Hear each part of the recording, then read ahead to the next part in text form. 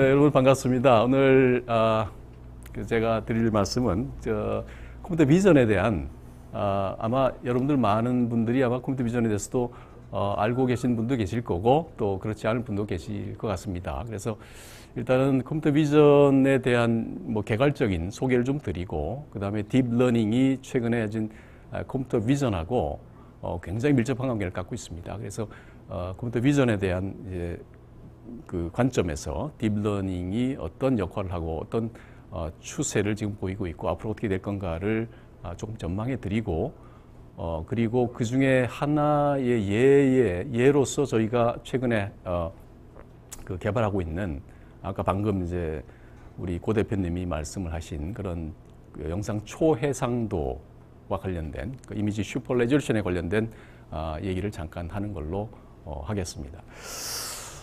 그래서 처음에 저희가 이제 사실은 이제 공학을 하고 공학이라고 하는 것이 기술을 이제 발전시키는 그런 학문이죠.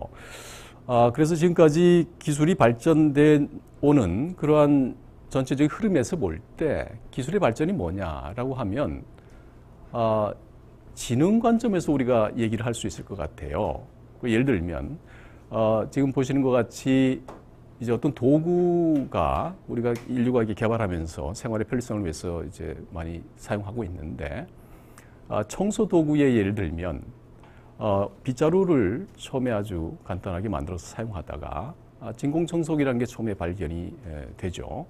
그리고 지금까지도 최근까지도 아주 그런 진공 청소기의 기본 모델, 그 다음에 성능과 기능들이 향상되면서 발전해 나왔고 근래 들어서는 그것이 좀 더 발전돼서 로봇 청소기라는 것이 이제 꽤 많이 이제 보급이 되기 시작을 하고 있습니다. 그래서 결국은 그 청소하는 도구 자체가 스스로 알아서 청소를 하는 그런 지능을 갖는 그런 발전의 어떤 궤적을 그리고 있고요.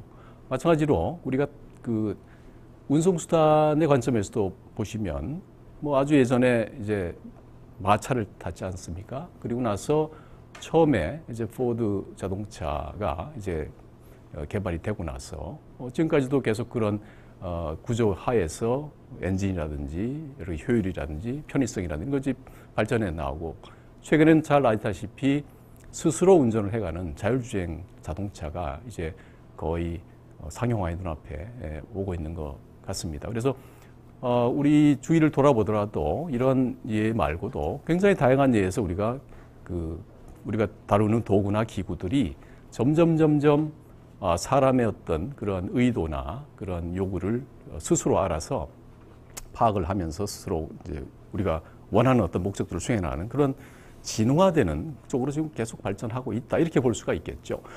그러면 지능화라고 하는 관점에서 보면 결국 우리는 기계가 또는 로봇이 우리 사람과 같은 사람의 말을 알아듣고 내 의도를 알아듣고 뭐 이런 걸 해주는 그런 걸 이제 원하는 거죠. 그러면 인간의 지능을 사실 우리가 기본적으로는 염두에 두고 이런 기술들을 사실 개발하고 있다고 볼 수 있고요.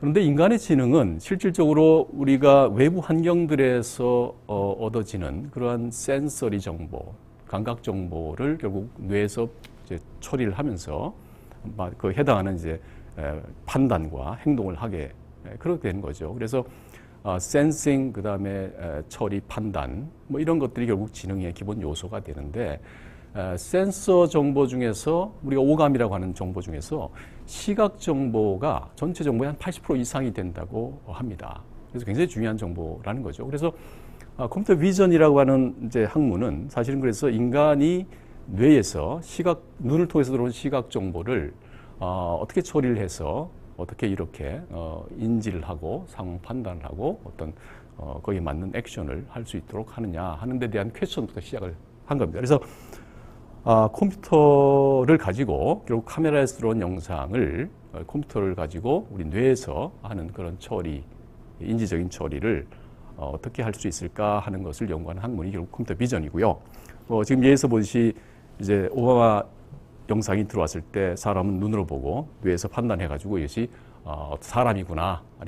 그리고 이제 팔을 이렇게 접고 있는 그런 사람이구나. 또는 더 나가면 이 사람은 오바마다. 이렇게 인식하는 거죠. 마찬가지로 그런 것들을 지금 컴퓨터가 할 수 있느냐 이런 것들을 지금 사실은 하는 것이 컴퓨터 비전의 기본적인 그 이슈가 되겠습니다. 그래서 좀 구체적으로 말씀드리면 컴퓨터 비전의 고올이라고 하면 사실은 간단히 얘기하면 3R로 표현을 할 수가 있는데요. 첫 번째 R은 뭐냐면 restoration입니다. 이것은 영상을 굉장히 좋은 퀄리티로 바꿔주는, 그래서 이걸 통상 로어 레벨 비전 또는 이미지 프로세싱이라고 얘기를 하죠. 영상 처리.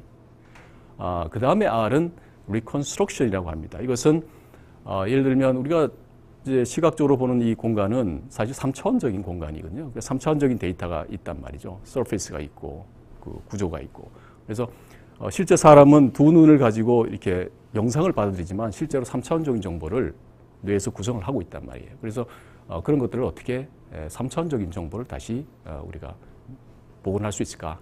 영상 2차원 영상으로부터 이런 것들이 리컨스트럭션에 해당을 하고요. 세 번째가 레코그니션입니다. 하이레벨 비전인데 좀 고급 이제 문제가 되는데, 이것은 이제 주어진 영상 안에서 이제 어떤 물체가 있는지, 그 물체가 어디에 있는지, 또는 그 물체들의 관계가 무엇인지, 이렇게 비디오라면 또 액션, 상호 관계, 액션의 어떤 비헤이비어라든지 행동, 또는 액티비티, 또는 이벤트, 이런 것들이 뭐냐 하는 것들을 이제 해석해내는 그런 것들이 이제 되겠습니다. 그래서 요 세 가지를 3R이라고 하고, 요 3R이 굉장히 잘 이제 된다 그러면 우리가 전체가 이제 어떤 주어진 씬에 대해서 그 씬을 우리가 언더스탠딩한다, 이해한다, 이렇게 얘기를 하게 됩니다. 그래서 뭐 예를 들어보면 이 그림에서 왼쪽 그림 같은 경우에 한번 이 싱글 이미지지만 흑백 영상이지만 여러분들이 이걸 보시면 여기서 굉장히 많은 이야기를 할 수가 있습니다. 저 물체가 뭐고, 이 시대가 어떤 시대고, 장소가 어떤 장소이고, 그 다음에 이 앞뒤, 시간적으로 앞뒤 전후에 어떤 사건들이 일어났을지, 또는 그 후에 어떤 일들이 또 벌어질지, 이런 것들을 얘기를 할 수 있고, 이걸 스토리를 또 우리가 쓸 수 있겠죠. 오른쪽 그림 같은 경우도 마찬가지입니다. 이 그림이 굉장히 유명한 그림인데, 그래서 사람이 몇 명인지, 또는 에이지가 어떻게 되는지, 또는 성별이 어떻게 되는지, 그 다음에 이 세 사람의 관계가 어떻게 되는지, 이런 것들도 우리가 파악할 수 있지만, 더 나가면 이 시츄에이션이 뭐냐 하는 것까지도 사람은 이제 여러 가지로 추론을 할 수 있지 않습니까? 그래서 과연 기계가, 컴퓨터가 과연 이런 일을 사람이 하는 것 같은 걸 할 수 있을까 하는 것이 과연 이제 영상 이해가 되겠습니다. 굉장히 어려운 작업이죠. 그래서 하이레벨 비전, 고급 이제 컴퓨터 비전의 문제 예를 들어보면, 이런 영상이 있을 때 가장 이제 첫 번째로 우리가 언더스탠딩을 하기 위해서 해야 될 일은 오브젝트 레코그니션입니다. 사람이 어디 있는지, 그다음에 차가 어디 있는지, 여기서 이제 뭐 개가 어디 있는지, 이런 것들을 이제 찾아내는 거죠. 오브젝트 레코그니션. 그 다음에 더 나가면 그 오브젝트가 차지하고 있는 영역들을 정확하게 이제 따내는 겁니다. 세그멘트해내는 그런 이제 시멘틱 세그멘테이션이라는 문제가 있을 수 있고요. 그 다음에 더 나가면 각 물체가 3차원적으로 어느 방향으로 향하고 있느냐, 그걸 포즈라고 하는데, 포즈 에스티메이션 문제가 이제 있을 수 있습니다. 그리고 더 나가면 이제 이 각 물체의 어떤 행위들, 액션들을 이제 인지를 하는 거죠. 말을 한다든지, 걸어간다든지, 뭐 이런 것들을 이제 인식할 수 있을 거고, 더 나가면 이제 그 부가적인 정보들. 그래서 이 사람은 백인의 남성이고, 그 다음에 그 야구 모자를 썼고, 저 자동차는 푸른색의 GMC 벤이고, 뭐 이런 것까지 이제 인식을 하는 거겠죠. 그리고 좀 더 이제 그런 것들이 더 모아서 나가게 되면 하나의 어떤 디스크립션이 됩니다. 백인 남자가 야구 모자를 썼고 안경을 썼으면서 그 다음에 이쪽을 바라보고 이야기하고 있다, 이런 식의 이해되는. 그래서 이 전체가 모이면 그 전체 씬에 대한 아주 이제 풀 설명, 아주 이제 자세한 설명들을 우리가 쭉 풀어낼 수 있는 거죠. 그래서 사람이 하듯이 기계도 이제 어떤 씬에 대한 설명들을 해줄 수 있는 그런 데까지 가는 겁니다. 그래서 이게 이제 기본적인 이제 컴퓨터 비전의 이제 하이 레벨 그 태스크의 기본적인 예였고, 컴퓨터 비전의 응용 분야는 여기서 보다시피 굉장히 다양합니다. 이제 영화나 이런 엔터테인먼트 쪽에서도 굉장히 많이 쓰이고 있고, 그다음에 의료, 그다음에 이제 바이오매트릭스, 그 인증 같은 거 쓰이고, 우주, 그다음에 이제 심해 탐사라든지 가정의 로봇에도 당연히 쓰이고 있고요. 최근에 자율주행차에도 가장 핵심적인 기술이 컴퓨터 비전 기술입니다. 그래서 컴퓨터 비전 기술은 결국 우리의 삶을 보다 나은 그런 스테이터스로 이제 바꿔주는 그런 굉장히 중요한 코어 기술이다. 이렇게 말씀을 드릴 수 있겠습니다. 딥러닝에 대해서 이제 말씀을 드리면, 딥러닝 뭐 많이 여러분들 들으셨을 거지만, 기본적으로는 이제 다층 구조, 그림에 보시면 다층 레이어들로 이루어진 네트워크입니다.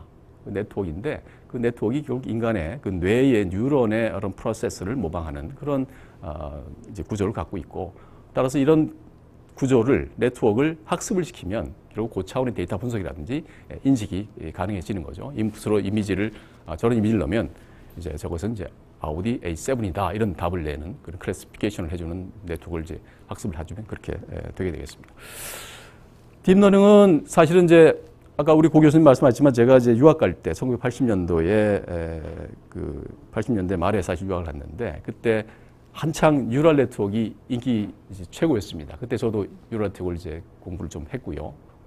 그런데 한 20년, 그 이후에 20년간을 아무런 이제 그런 발전이 사실은 많이 없었기 때문에 많이 잊혀진 그런 기술로 있었습니다.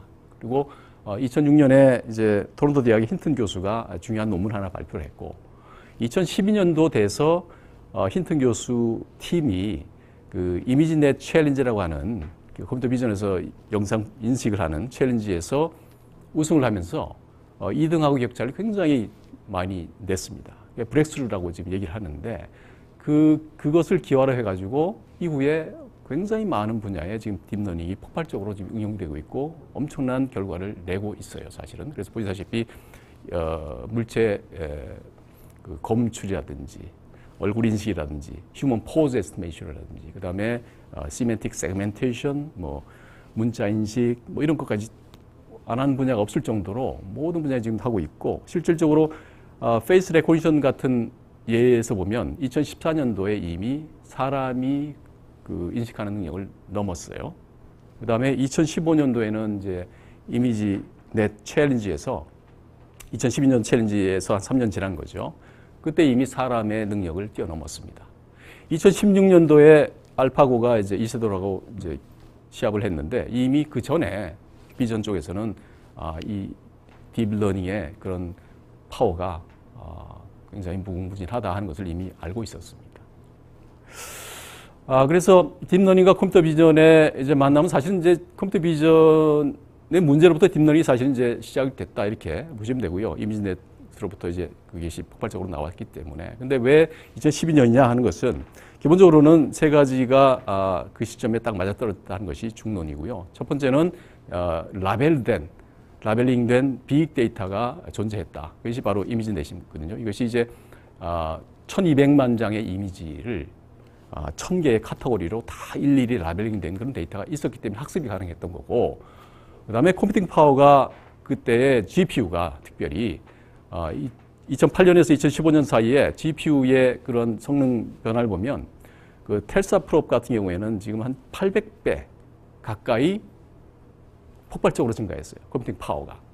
그 다음에 이제 힌튼 교수를 비롯한 몇 사람들이 중요한 알고리즘들을 개발했고, 이 세 가지가 결국 결합이 돼서 결국은 이렇게 그 폭발적으로 붐이 일어나게 된 겁니다.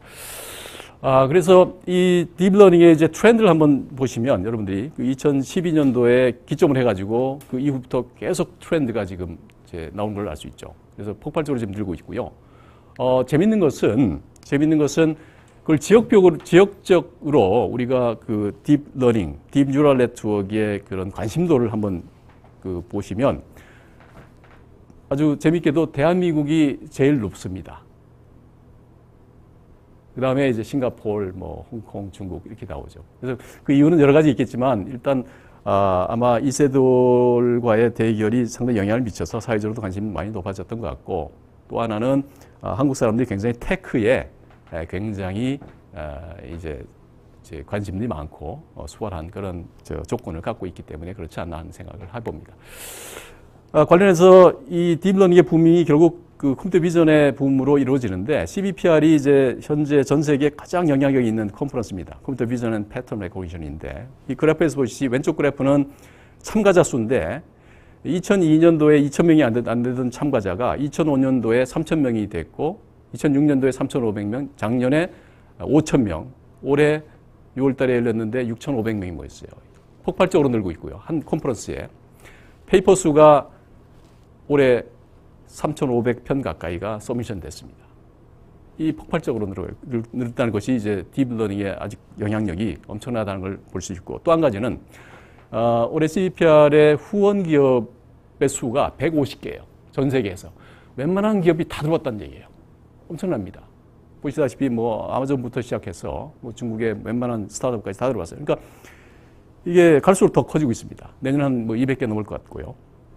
그래서 재미있는 것은 인류가 지금까지 만든 기술들이 실제 산업화되고 상용화될 때까지 걸리는 것들이 패턴들이 결국 이론이 나오고 어느 정도 시간이 지난 다음에 그 다음에 실용화되는 그런 패스를 거쳤는데, 딥러닝은 굉장히 특이하게도 아카데미아에서 이론이 나오면서 동시에 인더스트리가 같이 뛰어들어서 발전을 하고 있는, 그래서 굉장히 무섭다고 하는 얘기들을 많이 합니다. 놀랍습니다. 왜냐하면 기술 발전은 인더스트리가 들어오면 기술 발전이 되거든요. 만들어낸단 말이에요.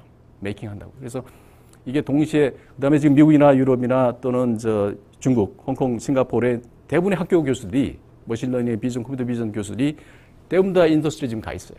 어필리에이트 돼 있어요. 조인트리. 학교하고 인더스트리 구별이 지금 없어요. 그게 굉장히 무서운 아주 독특한 특징이라고 지금 볼 수 있고요. 그래서 앞으로 굉장히 많은 발전을 할 것이다 라고 지금 보는 이유도 거기에 있습니다. 자, 전반적으로 컴퓨터 비전하고 딥러닝에 대한 뭐 간단한 얘기를 드렸고, 스페시픽하게 이제 저희가 하는 영상 초해상도에 대한 얘기를 간단히 하겠습니다. 영상 슈퍼레조션은 이미지 프로세싱, 이미지 레스토레이션, 이미지 엔핸스먼트의 가장 중요한 문제 중에 하나인데요. 보시다시피 우리가 갖고 있는 것이 예를 들면 100x100 영상, 작은 영상이에요. 나는 근데 그 영상이 너무 작아서 제대로 그 디테일들을 볼 수가 없단 말이에요. 난 그거를 한 400x400으로 좀 크게 보고 싶어요. 키우고 싶어요. 그냥 나이브하게 키워버리면 블러합니다. 키운 의미가 하나도 없죠. 나는 깨끗하고 디테일이 다 살아있는 그러한 큰 영상을 원하는 겁니다. 그것이 슈퍼 레졸루션이에요. 그래서 하이 레졸루션을 만드는 거죠. 로 레졸루션 이미지에서. 그래서 그 응용 분야는 굉장히 무궁무진하고요. 과학수사라든지 아까 감시, 보안장치, 의료 바이오 영상, 검사 시스템들, 우주 천문 영상, 이런 것들이 굉장히 뭐 기본적으로 많이 쓰이는 아주 핵심적인 이제 기술이 되고요. 이 문제가 왜 어려우냐면, 원래 오리지널 하이레졸루션 영상이 원래 씬을 우리가 카메라가 아주 나쁜 저해상도의 카메라로 하게 되면 결국 오리지널 4픽셀이 결국 1픽셀로 축소돼서 기록이 되잖아요. 나는 근데 1픽셀을 가지고 다시 원래 4픽셀을 찾아내겠다는 문제거든요. 그래서 인버스 프로블렘입니다. 역 문제인데, 이게 수식으로 생각하면 내가 베리어블이 4개인데 식 하나밖에 없으니까 풀 수가 없는 문제죠. 그러니까 다른 컨스트레인이 없으면 풀 수가 없습니다. 그래서 이걸 1포즈 프로블렘이라고 하고, 고전적으로는 그래서 수학적으로 다른 다양한 컨스트레인, 제한 조건들을 찾아내서 모델링하고 그걸 푸는 방법을 많이 사용했어요. 근데 효과가 그렇게 썩 좋지는 않았어요. 최근에 이제 딥러닝이 이제 나오면서 이런 문제들도 딥러닝으로 풀 수 있지 않겠느냐 해서 시도를 했고, 2014년도에 저 오른쪽 위에 보시는 네트워크가 SRCNN인데, 이게 최초로 딥러닝을 가지고 이런 슈퍼 레졸루션 문제를 풀었던 네트워크입니다. 보시면 간단합니다. 레이어가 지금 사실은 3개 있어요. 아주 간단한 네트워크예요. 근데 이게 기존에 수학적으로 모델링해서 풀었던 것보다 훨씬 더 좋은 결과를 냈어요. 놀라워했어요, 사람들이. 저희가 2016년에 BDS라는 그 알고리즘을 개발했는데, 이 알고리즘 밑에 그림에 보시다시피 레이어가 20개입니다.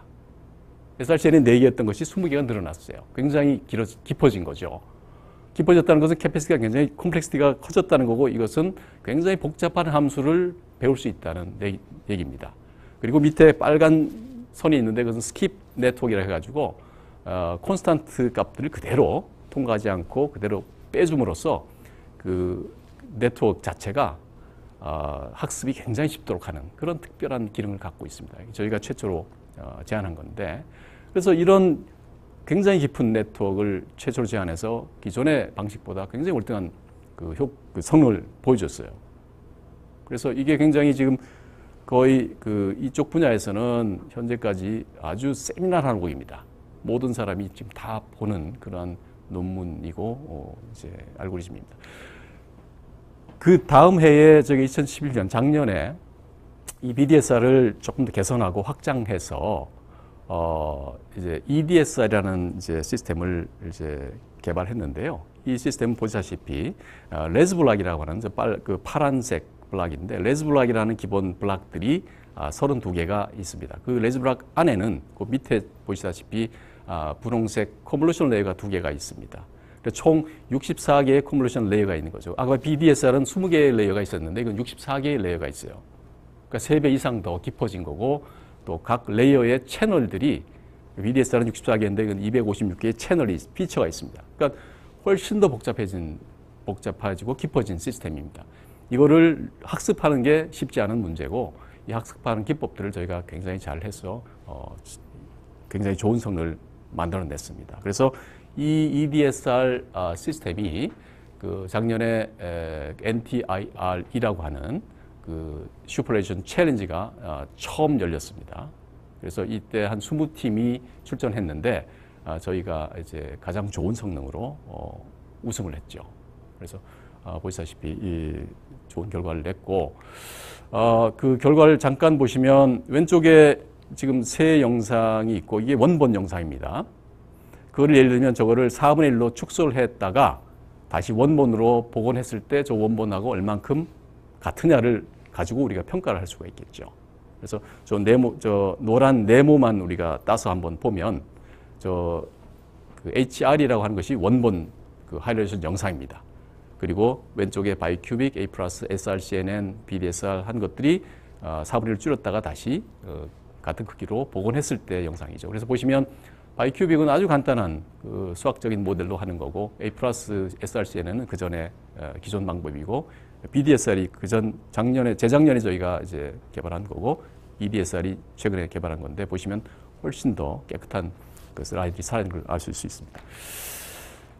이 영상도 마찬가지로 그 고양이의 털 같은 게 굉장히 어렵습니다. 굉장히 가늘어하는 그런 텍스처를 복원하는 게 굉장히 어려운데 그 HR 원본과 비교했을 때 EDSR이 거의 깨끗하게 복원하는 걸 알 수 있죠. 그래서 다른 예도 얼굴에 우리가 적용하면 그 왼쪽 컬럼이 그라운드 트루시고요. 그 두 번째 컬럼이 그거를 4분의 1로 줄인 거를 그냥 바이큐브로 확대한 건데 굉장히 블러리하죠. 잘 모르겠죠. 그래서 세 번째, 네 번째가 저희 방법으로 조금 다른 그 로스 펑션을 이용해서 한 건데 원본하고 비교하면 상당히 가깝다는 걸 아실 수가 있겠습니다. 이것은 다른 이제 테스트 영상입니다. 그래서 이제 왼쪽으로 보이는 게 이제 복원한 거고 오른쪽이 이제 바이큐브로 단순하게 복원한 겁니다. 그래서 그 네모난 오른쪽 아래에 있는 것이 지금 노란 그 영역에 있는 것을 바이큐브로 한 것과 저희 알고리즘 EDSR로 복원한 거를 비교해 주는 걸 보여주는데 그 나뭇잎들 하나하나가 다 살아나는 것을 볼 수 있겠죠. 고양이 아까 보신 그것도 마찬가지입니다. 그 눈 같은 걸 보시면 굉장히 디테일들이 복원이 되는 걸 잘 알 수 있고 털 쪽에도 마찬가지입니다. 이것 이제 다른 이제 영상인데 보시면 그 작은 사람까지도 이제 다시 복원이 잘 되는 것을 알 수가 있습니다. 이거는 이제 저희가 이제 부품 검사, PCB 검사하는데 이 기법도 사용할 수가 있거든요. 그래서 4배로 복원했을 때 숫자들이 정확하게 잘 복원되는 걸 알 수 있고 결함 같은 것도 훨씬 더 잘 판별할 수 있는 것을 알 수가 있습니다.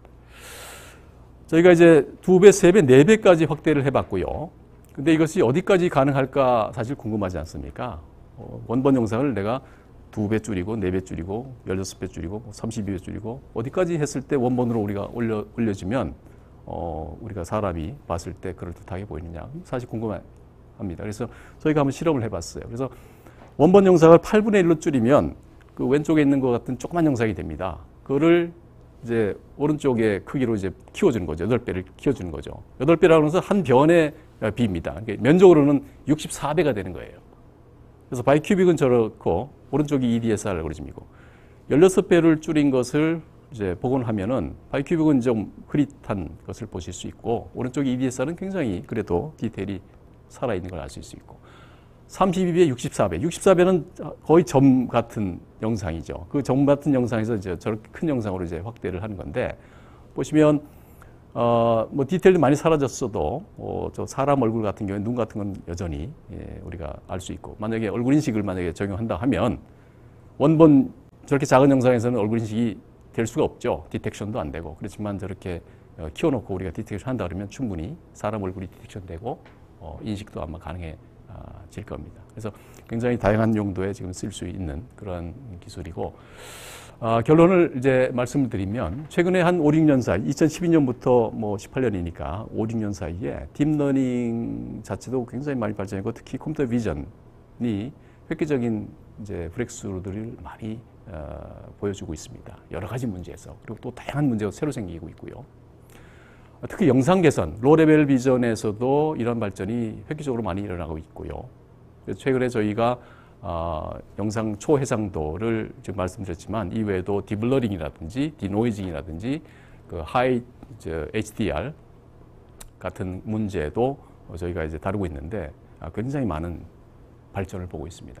그래서 지금 오늘 말씀드린 영상 초해상도, 슈퍼레이션 같은 경우에는 이제 BDS나 EDSL 같은 그러한 획기적인 알고리즘들이 개발이 되었기 때문에 실제로 이제 많은 문제에 적용이 아마 가능하지 않을까, 그런 기회가 확대되지 않을까, 그런 기대를 해보고 있습니다. 네, 여기까지입니다. 감사합니다. 교수님 아까 그때 보여준 그 사진들 실제 저해상도에서 보고 난 거 보니까 굉장히 진짜 신선하네요, 굉장히. 네? 저런 게 있다는 게. 근데 저게 전 기업에 있으니까 지금 저런 알고리즘 하셨을 때 어떤 유형의 기업들이 관심을 제일 많이 보이던가요? 지금 이제 많은 데서 맞습니다. 관심 보일 텐데. 맞습니다. 지금 이제 굉장히 다양한 데 쓰이는데, 그렇죠. 이제 아까 그 전에 이제 그 톡에서 말씀을 이제 드렸던 보안 쪽에 굉장히 중요하고요.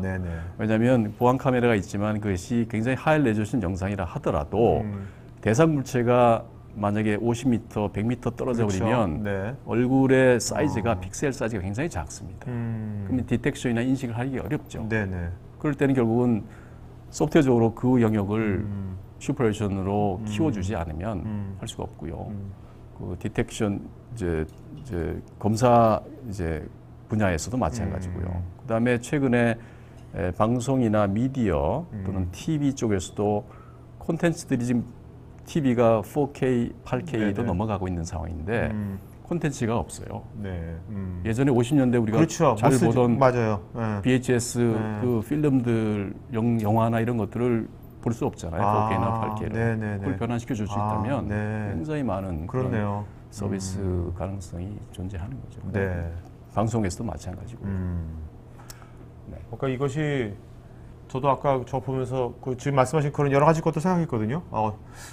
이게 더 발전되면 저는 이제 원복을 주는 게 아니라 그냥 컴퓨터가 상상을 해가지고 그냥 흑백사 오리지널이 뭔지 모르겠는데 흑백사진 하나 있는 거예요. 그거를 그냥 얘가 상상해가지고 그보다 더 얘가 다르게도 할 수 있겠다. 그런 영역도 나올 수 있겠다. 그렇게도 하고 있습니다. 지금 이제 새로운 방법들이 많이 나와서 영상을 제너레이션하는 그런 기법도 지금 많이 나오고 있어요. 자, 최병감님께서는 지금 그 딥러닝 학습을 진행하기 위해서 표본이 필요할 것 같은데 처음 컴퓨터한테 학습을 시킬 때 기준이 되는 표본 같은 건 어떻게 결정하는지. 맞습니다. 지금 현재 딥러닝 시스템들은 결국 학습을 위해서 학습 데이터가 필요하죠. 결국 이제 그건 뭐냐면 그 우리가 슈퍼레이션 같으면은 작은 영상이 있을 때 그거를 내가 복원하고 싶은 하이 레졸루션 영상 그걸 갖고 있어야 되는 거예요. 1대1로 갖고 있어야 이 네트워크로 하여금 얘를 집어넣었을 때 얘를 만들어 줘라라고 이제 우리가 학습을 하는데 그 데이터가 없으면 이제 안 되고요. 그래서 지금 학습은 학습 데이터를 저희가 따로 갖고 있고요. 아까 챌린지 같은 경우는 그런 학습 데이터를 이제 공동으로 이제 만들어서 제공을 하고 있어요. 그리고 테스트는 테스트 세트를 다시 제공하고 있고. 그래서 아직까지도 딥러닝 전반적으로는 사실은 그런 학습 데이터를 얼만큼 잘 갖추고 있느냐, 이제 많은 양의 그다음에 퀄리티가 좋은 그런 데이터를 갖고 있느냐 굉장히 중요한 이슈 중에 하나입니다. 그 김수열님께서요. 이미지를 확대한다는 것은 보이지 않는 것에 대한 경향을 예측하고 추측하여 만든 이미지라고도 생각이 될 수도 있을 것 같은데 이로 인한 왜곡은 어느 정도라고 생각하시는지요? 무시할 정도로 생각하시는지요? 그렇습니다. 사실은 이제 이 딥러닝 자체가 학습에 기반을 하고 있기 때문에 어떤 패턴이 나왔을 때 그 패턴들이 계속 반복이 많이 확률적으로 많이 되면 결국 그것을 이제 러닝을 하는 거거든요.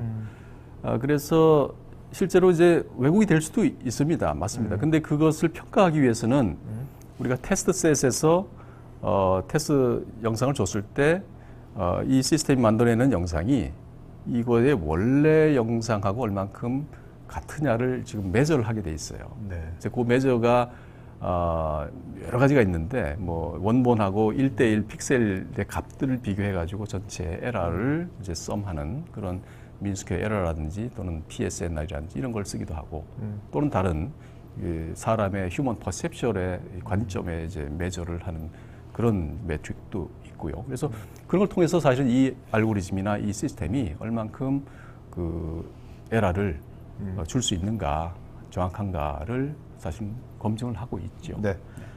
허성님께서 AI가 컬러 영상과 흑백 영상을 인식하는데 방법 차이가 있는지요? 그걸 복원하는데 컬러나 흑백을 복원. 차이는 이제 학습하기 나름입니다. 흑백 영상을 복원하기 위해서는 흑백 영상을 학습을 해주면 되고요.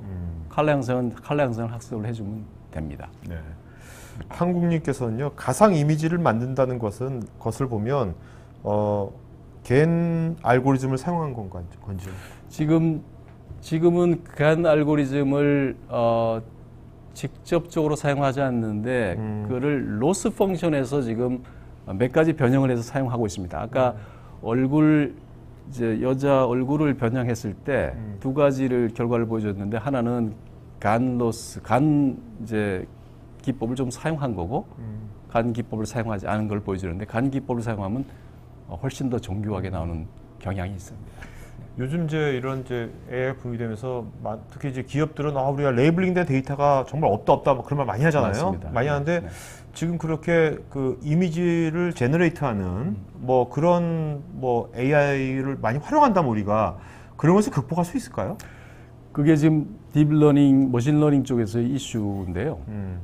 말씀드렸지만 지금 학습 시스템들이 너무 이제 데이터 디펜던트하기 때문에 네, 그렇죠. 굉장히 노력이 많이 드는 정교한 데이터를 요구하기 때문에 그것을 그러한 정교한 노력이 들지 않은 데이터만으로도 어떻게 학습을 잘 시킬 수 있을까, 성능을 높일 수 있을까 하는 연구들을 지금 많이 하고 있습니다. 네. 그래서 이제 언슈퍼바이즈 러닝이라고 하기도 하고 세마이 슈퍼바이즈 러닝이라고 하기도 하고 아예 데이터 없이 사람이 아무런 데이터를 주지 않고 네.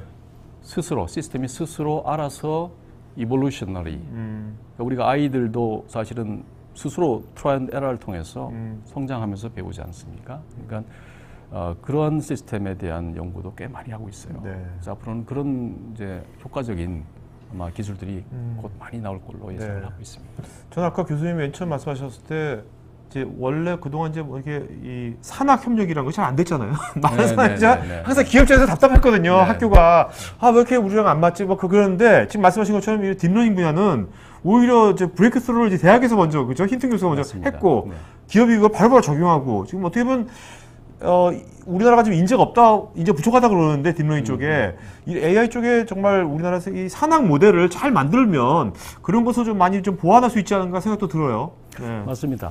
최근에 어떤 기업들도 굉장히 많이 관심을 갖고 있고요. 학교 쪽하고 많은 협력을 지금 여러 가지 모델에서 하고 있습니다. 네. 예, 바람직한 모델이죠. 네. 끝으로 이제 뭐 아무래도 연구를 하지 않았습니까? 과학 연구를 한다든지 기술 연구할 때 이 연구하는 어프로치를 할 때 거기도 뭔가 딥러닝을 적용하면 뭔가 어떨 것 같습니까? 대학원생 안 쓰고 대학원생 별로 안 쓰고 네? 그 딥러닝을 이용한 같이 보완해서 네. 그런 것이 가능하더라 보십니까? 현재 기술로서? 그런 농담을 좀 합니다.